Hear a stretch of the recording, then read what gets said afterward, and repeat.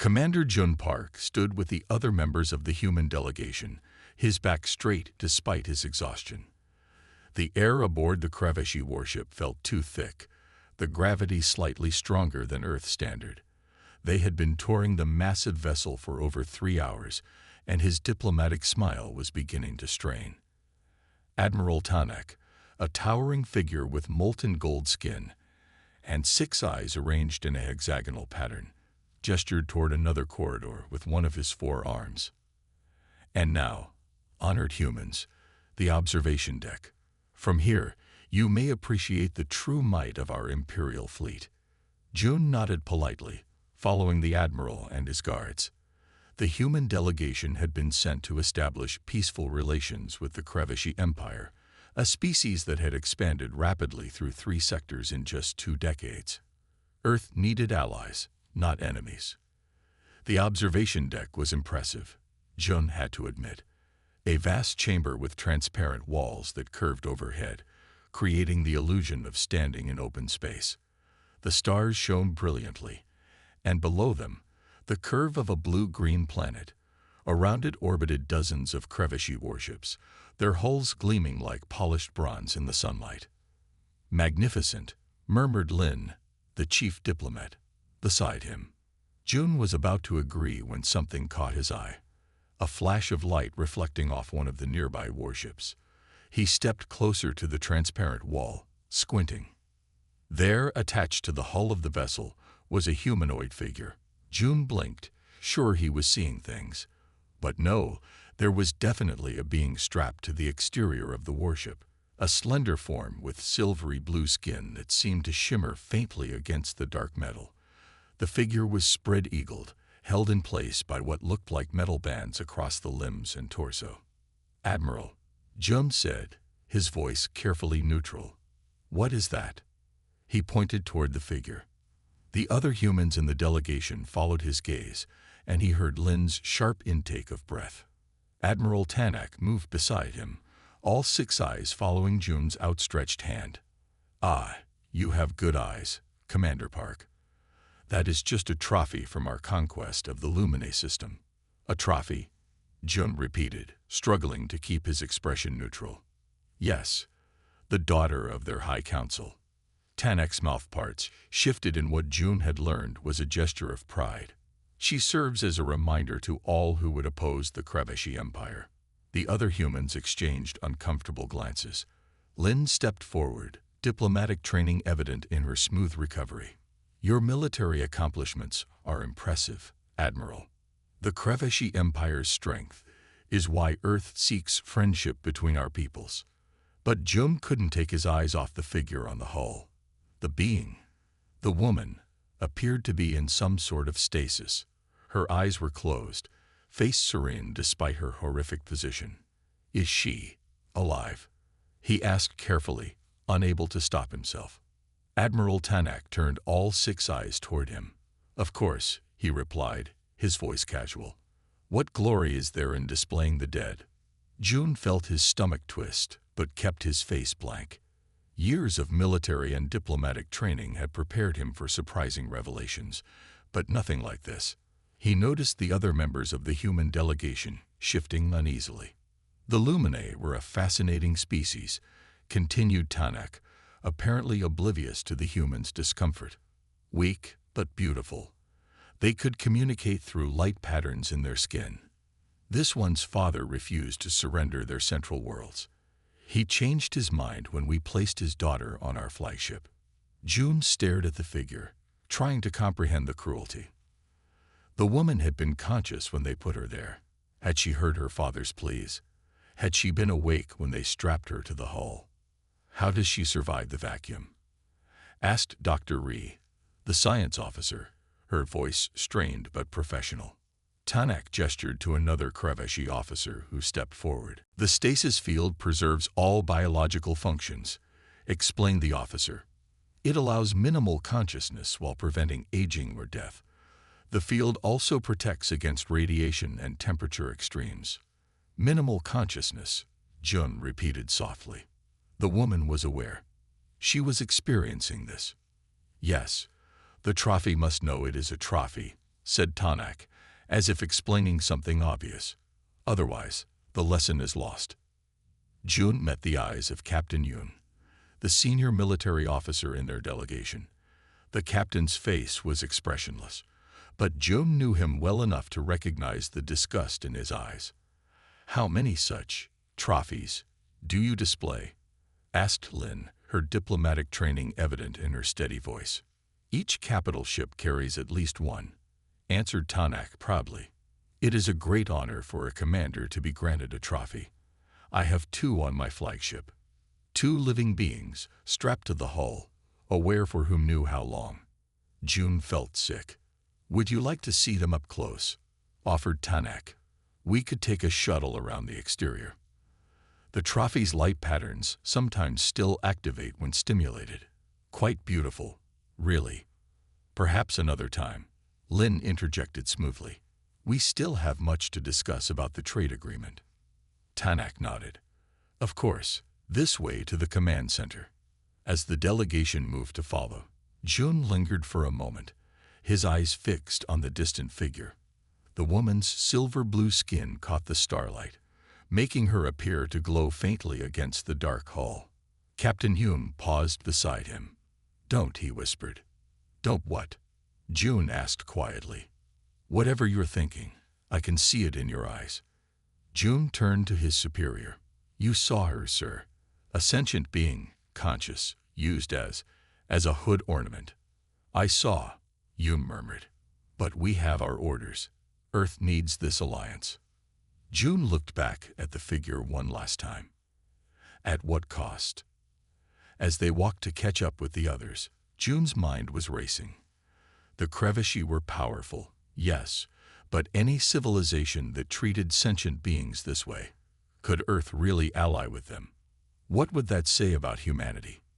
He thought of Earth's history, the long struggle against slavery and cruelty, the recognition of sentient rights that had eventually extended to the first non-human intelligences they'd encountered.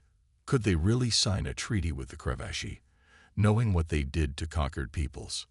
June followed the delegation through the ship, his face a mask of diplomatic politeness, but inside, a plan was already forming.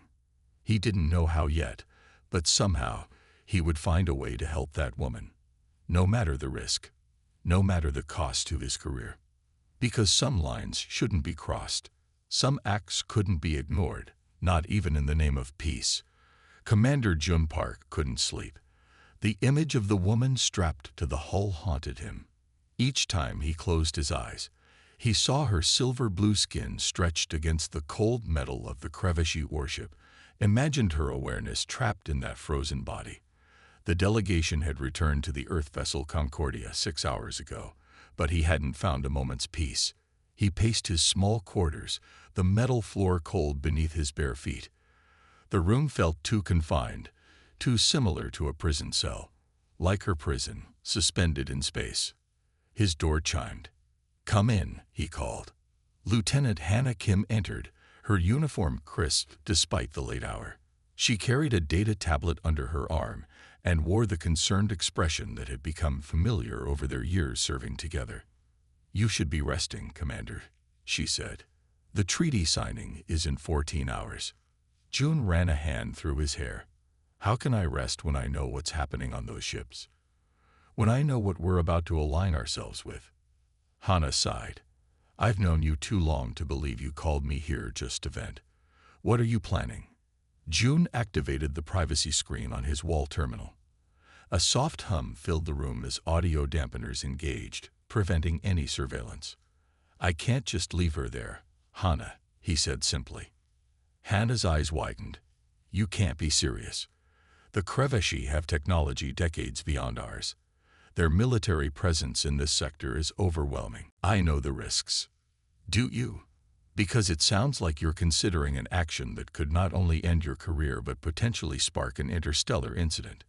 She placed her tablet on his desk with a sharp click. "The alliance with the Crevashi is crucial to Earth's security. If we interfere. If we don't, what does that say about us?" June countered, stopping his pacing to face her. "About humanity. It says we're practical. It says we put our people's safety first, at any cost, even our soul. Jun pressed a panel on his wall, revealing a hidden compartment. He removed a small data crystal and inserted it into his terminal. The screen flickered to life, displaying information about the Lumine, the species of the woman on the hull. While the Admiral was showing us their weapons systems, I accessed their database, Jun explained. Look at this. Images appeared, a beautiful crystalline city that seemed to glow from within. Beings with that same silver-blue skin, their bodies emitting soft patterns of light as they communicated. The Lumine were peaceful, Jun said quietly. They were artists, philosophers. Look at their cities, their culture. Hannah leaned closer, studying the images. And they're nearly extinct now, she murmured. The Crevashi didn't just defeat them in battle. They systematically destroyed their civilization. They took their leaders' children as trophies to force their surrender, then decimated their population anyway. He swiped to another screen showing star maps. There were once 17 Lumine colony worlds. Now there are 3 small outposts, with fewer than 10,000 survivors total. Hannah was silent for a long moment. Earth needs allies, Jun. You know the Garaxis hegemony has been pushing into our territory. And these are the allies we want. People who strap living beings to their ships and leave them conscious for decades, who commit genocide and display the survivors like hunting trophies. Jun brought up another image, a close-up scan of the woman on the hull. Even in stasis, her face showed a delicate beauty, with features that seemed almost luminous. I scanned her while we were on the observation deck, he said. The stasis field is sophisticated, but it's designed to preserve, not to hide. I got readings on her neural activity. He pointed to a series of spikes on a graph. She's dreaming, Hannah. She's in there, alive, thinking, feeling. Hannah closed her eyes briefly. When she opened them, her expression had hardened. It could mean war, she warned. It won't come to that. How can you possibly know that? Jun pulled up another screen, showing schematics of Crevashi ships. Because we're going to be smart about this. No direct confrontation. Hannah's eyebrows rose. We? I need your help, Hannah. And Jin's. The engineer. Jun, what are you planning? Something that won't be traced back to us, Jun replied. Something that looks like an accident. He brought up technical specifications for the stasis field. The Crevashi are proud, but they're also practical. If they lose a trophy due to what appears to be a technical malfunction, they won't risk an alliance over it. Hannah stared at the screen, then at Jun. He could see the conflict in her eyes. Duty versus ethics, safety versus right. If we're caught, she said slowly, it would be considered an act of sabotage, possibly even an act of war. I know. That's why I'm not ordering you to help me. I'm asking, as your friend.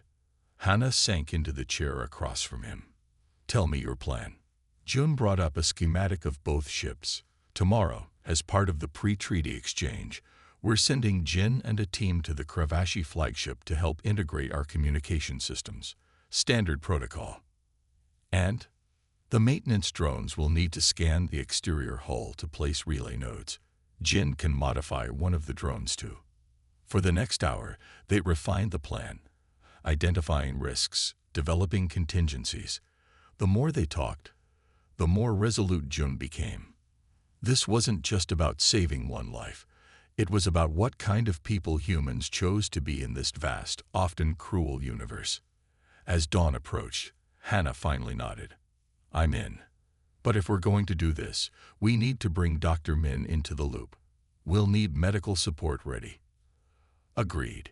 Jun stood, straightening his uniform. We have 6 hours before Jin departs for the Crevashi ship. Hannah moved toward the door, but paused before opening it. Jun, why this woman? There are others like her on other ships. We can't save them all. Jun looked at the image on his screen one last time before shutting it down. Because she's the one I saw. Because she's suffering now, and I can do something about it. He met Hannah's eyes, And because when we face some great wrong, we have to start somewhere. Hana nodded slowly. I'll talk to Jin. You get some rest. You'll need a clear head tomorrow. After she left, Jun lay on his bed, staring at the ceiling. For the first time since returning from the Kreveshi ship, the knot in his stomach had loosened. They might fail. They might be caught. But they would try. Because some things mattered more than safety. Some things were worth risking everything for. Tomorrow, they would attempt the impossible. Tonight, at least, he could sleep. Jin Lee had never felt his hands shake like this before.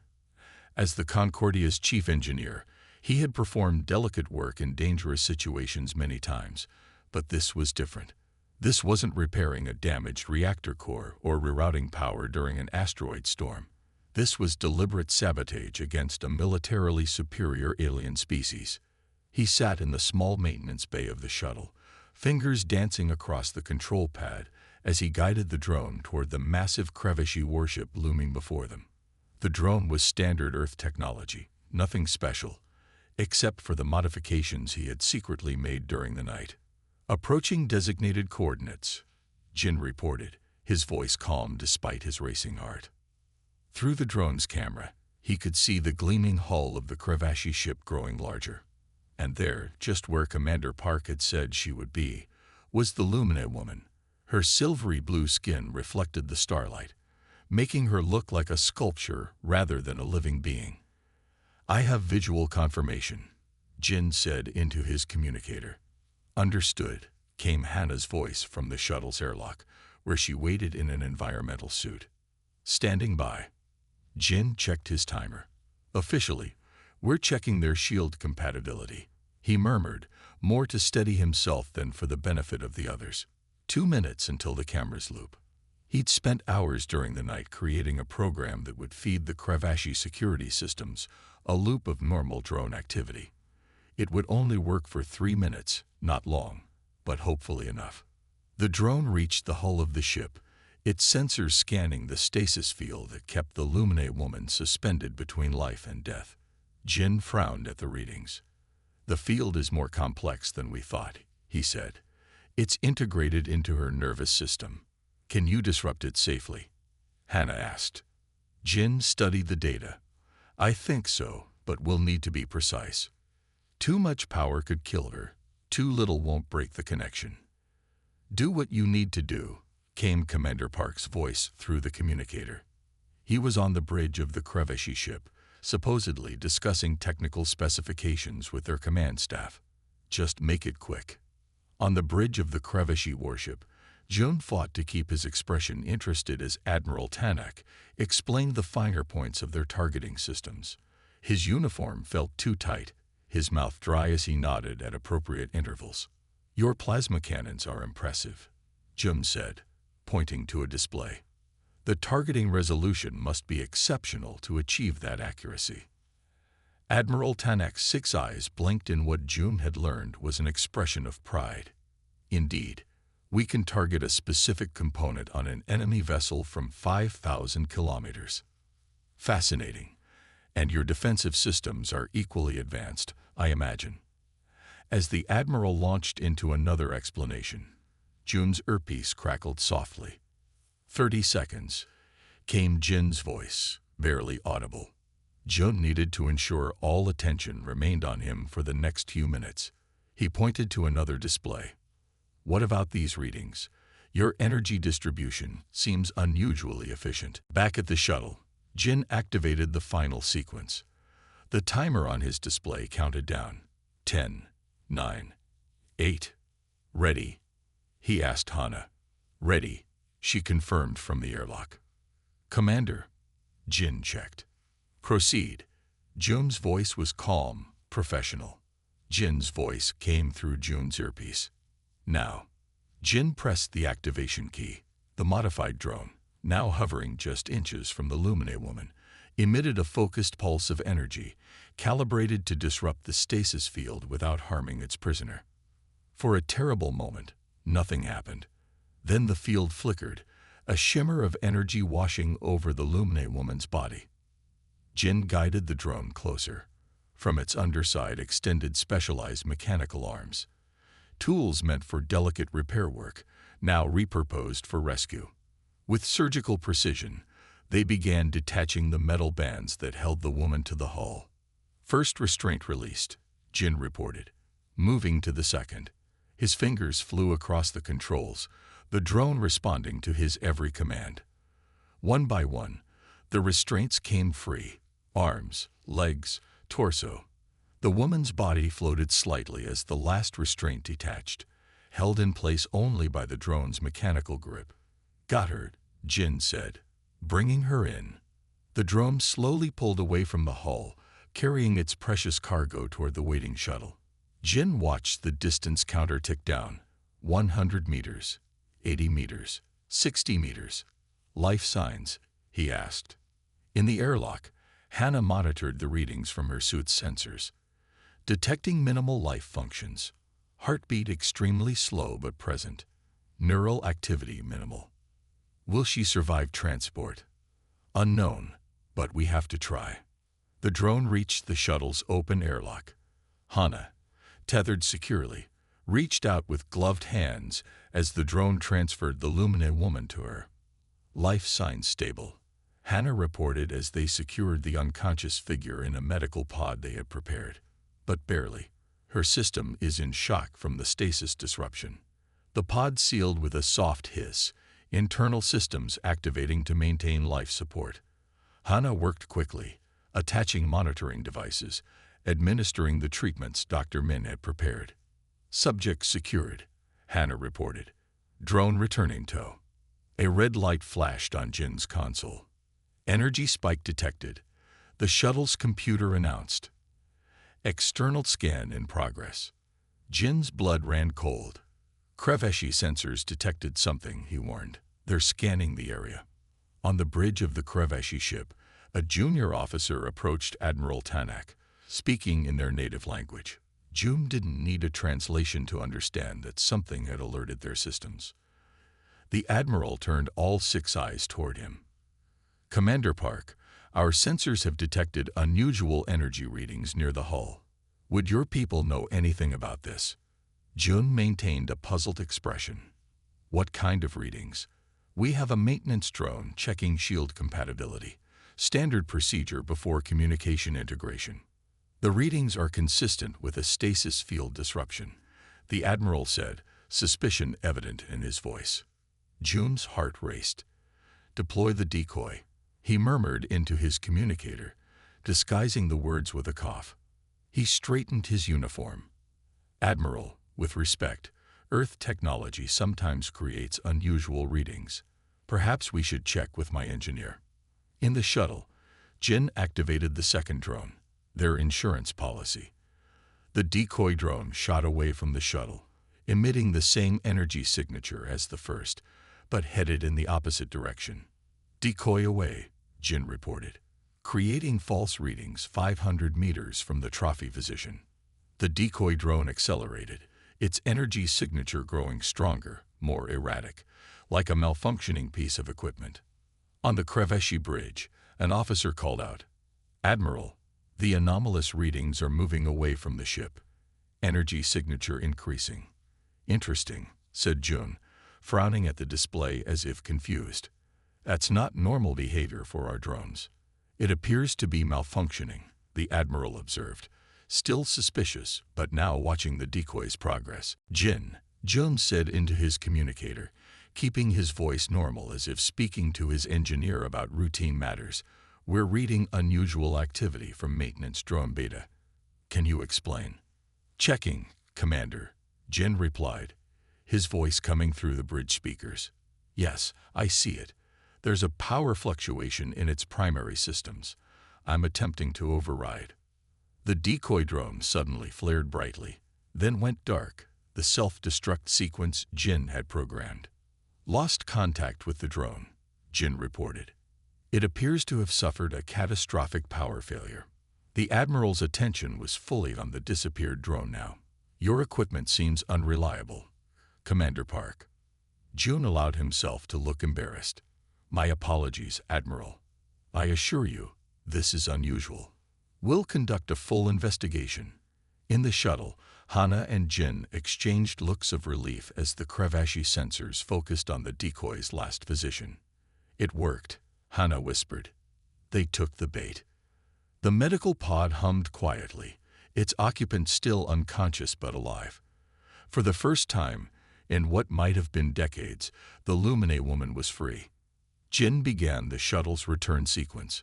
"Mission accomplished," he said softly. "Let's bring her home."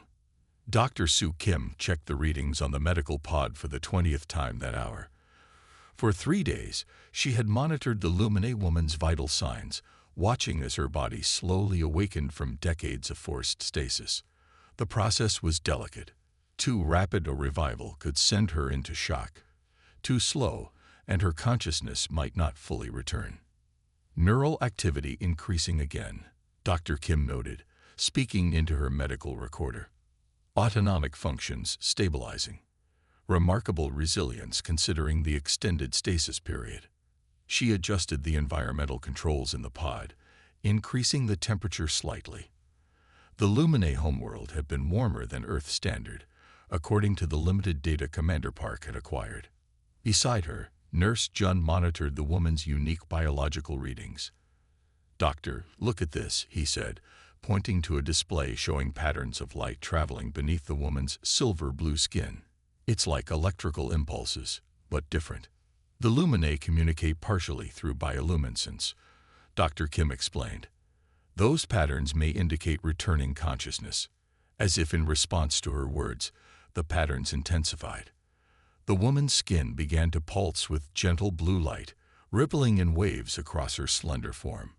"She's waking up," Nurse Jun whispered. Dr. Kim pressed the communication panel. "Medical to Commander Park. Our patient is regaining consciousness." Inside the pod, the Lumine woman's eyelids fluttered. Her eyes opened slowly, large, luminous orbs with no visible pupils, just swirling patterns of silver against pale blue. She blinked several times, her gaze unfocused. Dr. Kim carefully opened the pod. "Can you understand me?" she asked gently. The woman's head turned toward the sound, her movements stiff and uncertain. Her lips parted, but no sound emerged. "Take your time," Dr. Kim said. "You're safe here." The woman swallowed, her throat working visibly. When she finally spoke, her voice was rough from disuse, but clear. "Where am?" she asked in halting universal standard, the trading language used throughout the sector. "You're safe," said Dr. Kim. "On a human vessel. The Concordia." The woman's eyes widened, more light patterns flickering across her skin. "Not Cravashi." "No. We removed you from their ship 3 days ago." The woman tried to sit up, her movements awkward and jerky. Nurse Jun helped support her, adjusting the bed to a reclining position. "I am Neri," she said, placing a hand over her chest. "Daughter of High Counselor Talon of Lumine Prime." Her voice grew stronger with each word, as if remembering how to use it. "I have been aware for 27 cycles. Unable to move. Unable to die." Dr. Kim felt a chill at the woman's words. 27 cycles, nearly 30 Earth years, conscious but paralyzed, displayed like a hunting trophy on the hull of a warship. "Nari," she said softly. "I'm Dr. Soo Kim. This is Nurse Jun. We've been caring for you since your rescue." "Rescue," Nari repeated the word as if testing it.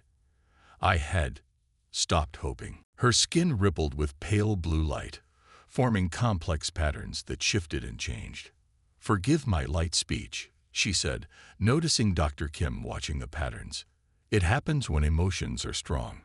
"No need for apologies," Dr. Kim assured her. "Your bioluminescence is beautiful." Neri tried to move her legs, wincing with the effort.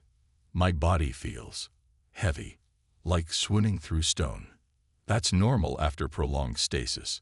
Your muscles have maintained their basic integrity thanks to the Cravashi field, but you'll need therapy to regain full mobility."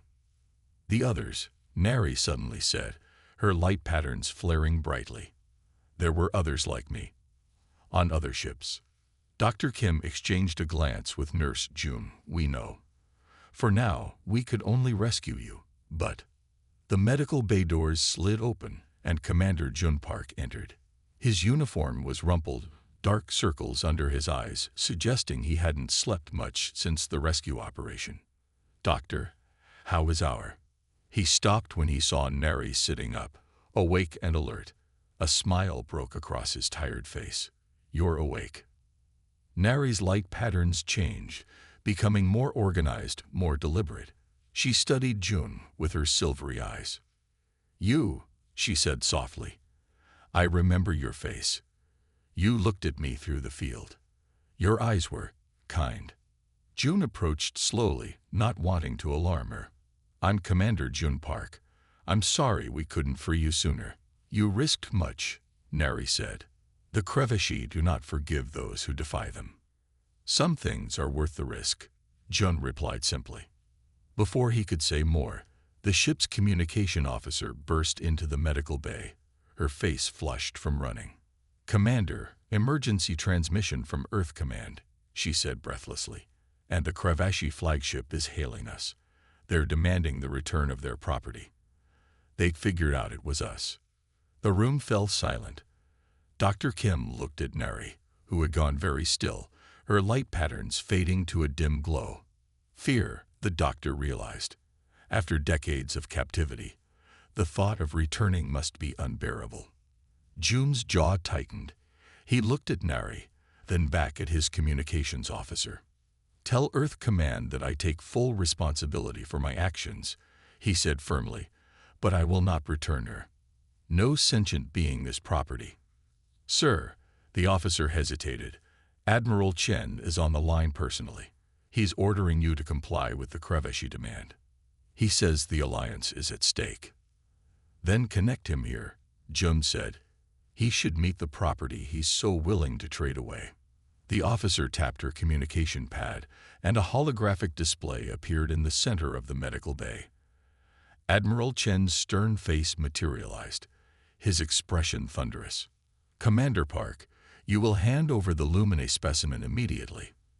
"That's a direct order. The treaty signing is in 3 hours, and the Crevashi delegation is threatening to withdraw." "Admiral," Jun began, but Neri's voice cut through the tension in the room. "I am Neri of Lumine Prime," she said, her voice surprisingly strong. With visible effort, she stood from the bed, light patterns cascading down her body in complex, beautiful sequences.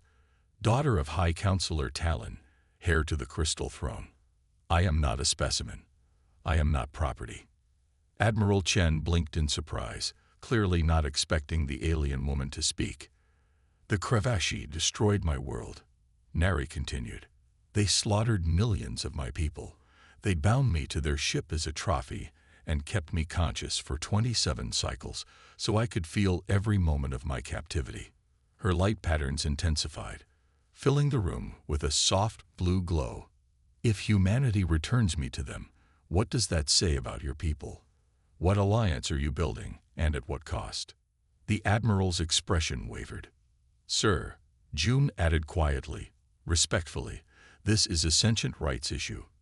Earth has stood for those rights since the Accords of 2189. We cannot abandon those principles now." For a long moment, Admiral Chen was silent. Then he sighed heavily. "The diplomatic situation is complex, Commander. The Crevashi are powerful allies." Tanak stepped forward, his golden skin gleaming under the chamber lights.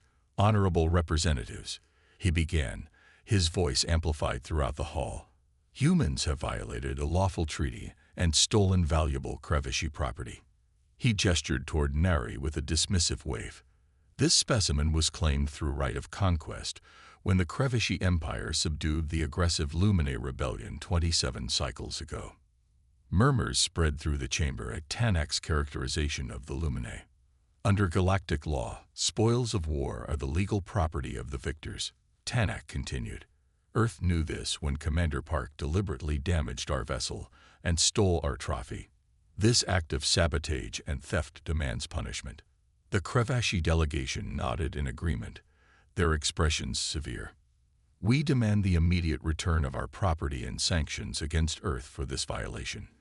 Tanak concluded, the humans must learn their place in galactic affairs. The Council thanks Admiral Tanak, the leader said. Earth's representative may now respond. June stepped forward, feeling the weight of 17 civilizations watching him. He had rehearsed his speech countless times, but now all the careful diplomatic phrases seemed hollow.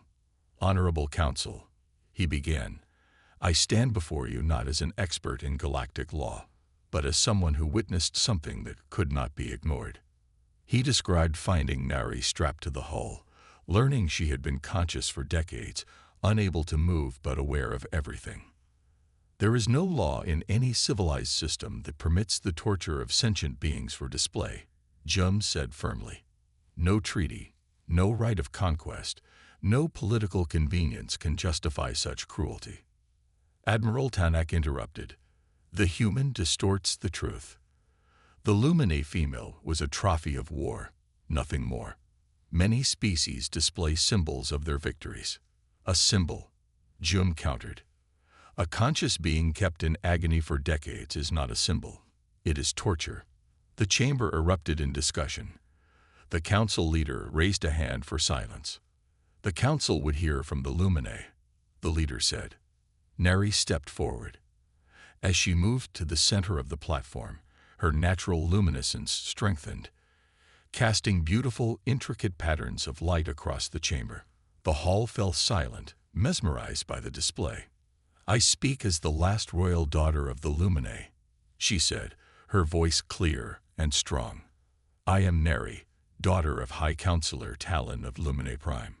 She raised her arms, and the light patterns flowing across her skin formed images, a beautiful crystalline city, a peaceful people, scenes of art and science and harmony. This was my world before the Kravashi came, she said. The patterns shifted, showing warships descending, cities burning, people fleeing. We did not rebel. We had no weapons. The Kravashi attacked without warning or provocation. Tanak bristled. Lies. The Lumine harbored resources they refused to share. We offered trade, Nari countered. You demanded surrender. She turned to face the council directly. What was done to me and my people cannot stand. I was bound to a ship's hull, conscious but unable to move. For 27 cycles, I felt the cold of space against my skin. I watched stars and planets pass by, unable even to close my eyes. I was not alone. Dozens of my people suffered the same fate even now. Her light patterns grew brighter, more intense. If the council permits this practice to continue, what civilization are we building? What galaxy are we creating for those who come after us? The chamber was completely silent when she finished. Even the Kravashi delegation seemed stunned by the power of her testimony. The council leader spoke after a long moment. The council will deliberate. All parties will withdraw. June and Neri returned to the antechamber, followed by bitter glares from the Kravashi delegation. You did wonderfully, June told her. As did you, she replied. But the council includes species who have practiced similar customs. They may not see with human eyes. They waited in tense silence. An hour passed, then 2. Finally, the doors reopened. But before he could fire, Nera's form expanded further, enveloping June in a protective sphere of light. As the first Vorgar weapons discharged, their energy beams struck the sphere and dissipated harmlessly. The soldiers stared in disbelief, then began to retreat in panic. Inside the protective sphere, June looked at Nera in wonder. Her form had changed, growing more defined and infinitely more powerful. She was magnificent. You did it, he breathed. We did it, Nara corrected, her voice resonating with new strength. And now we must decide what comes next. The Vorgar soldiers had reached the edge of the summit, calling desperately into their communicators for backup. But both June and Nera knew it was too late. After thousands of years, the prisoner was free. And humanity had just announced its presence to the galaxy in a way no one could ignore. The mountain shook as the last of Nera's chains shattered. Fragments of glowing metal scattered across the stone, then dissolved into nothing. The Vorgar soldiers watched in horror as their ancient prisoner transformed before their eyes. Nera's humanoid shape expanded, growing brighter until June had to shield his eyes. When he looked again, she had become something magnificent, a swirling vortex of golden light, with patterns like galaxies spinning within her. At her center remained a face, still recognizably Nera's, but now infinitely more expressive and alive. "Stay behind me," Nera said to June, her voice carrying new depths of power.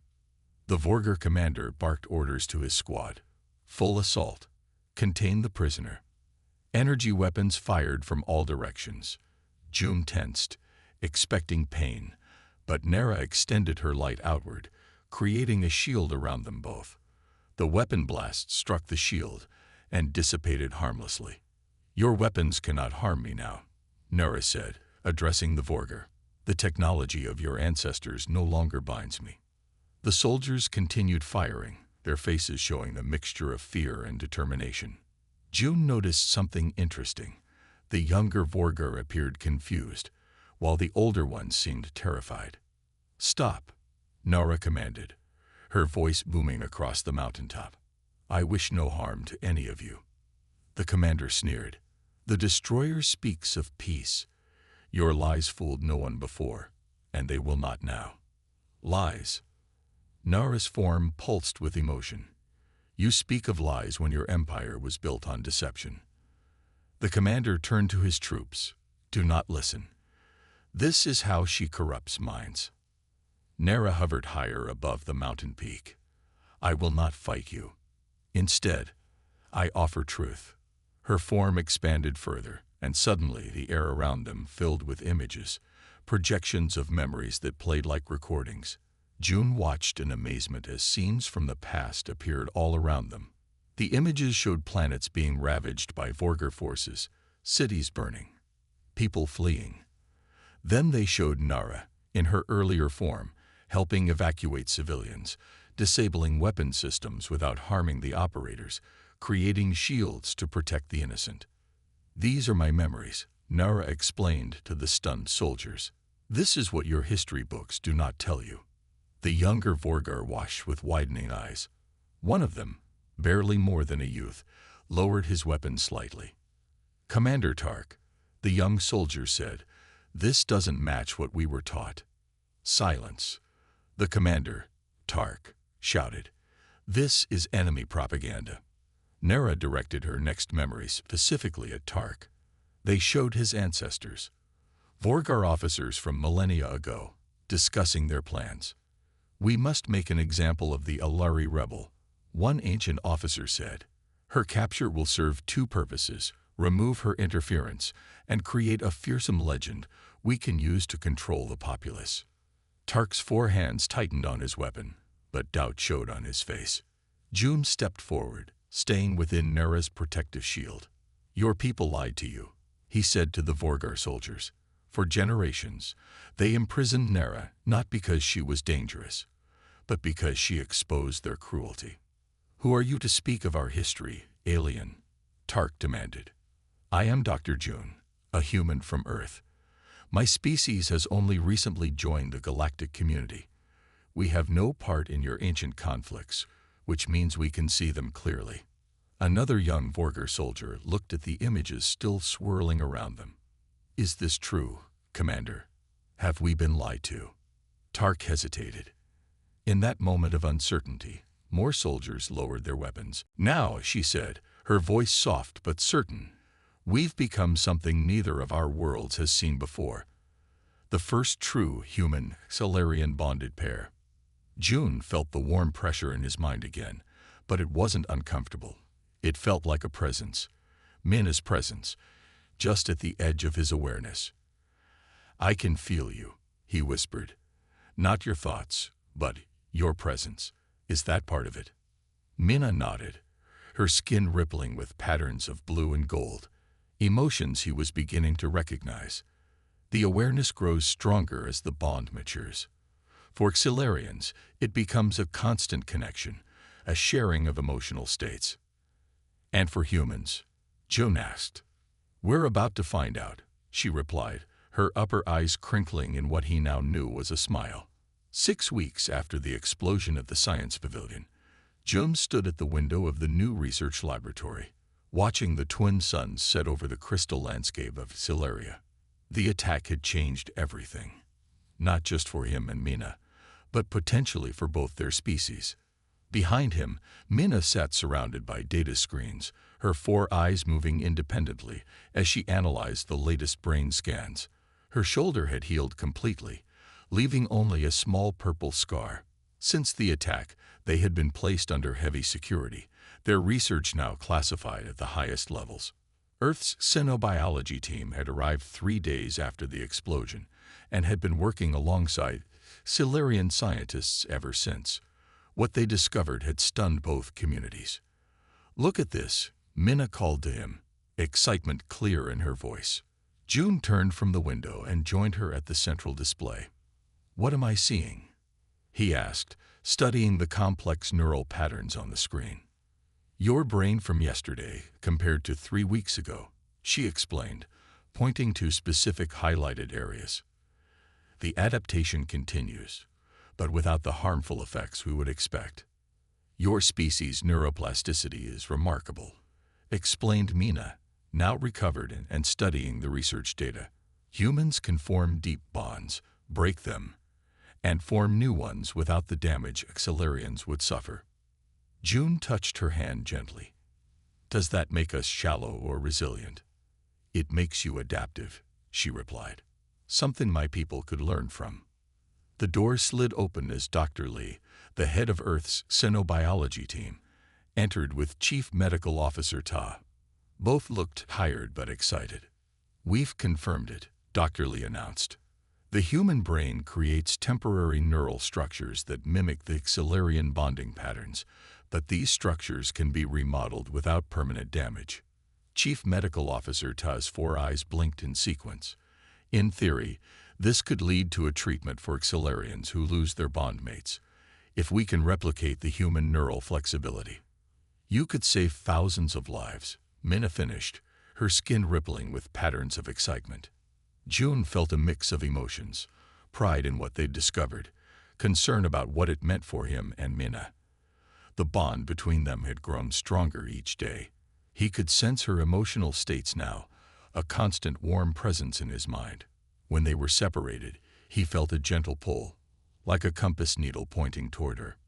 "What does this mean for us?" he asked the scientists. Dr. Lee and Officer Tad exchanged glances. "That's up to you," Dr. Lee said carefully.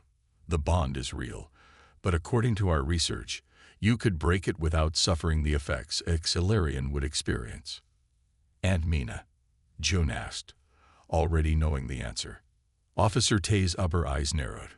"For her, the process would be difficult, not impossible, with new treatments based on your neuroplasticity, but painful and potentially dangerous." June felt Mina's emotions through their bond, a complex mix of fear, hope, and something deeper he couldn't quite name. "There's another option," Ambassador Park said from the doorway. None of them had heard him enter. "One that both governments are cautiously supporting."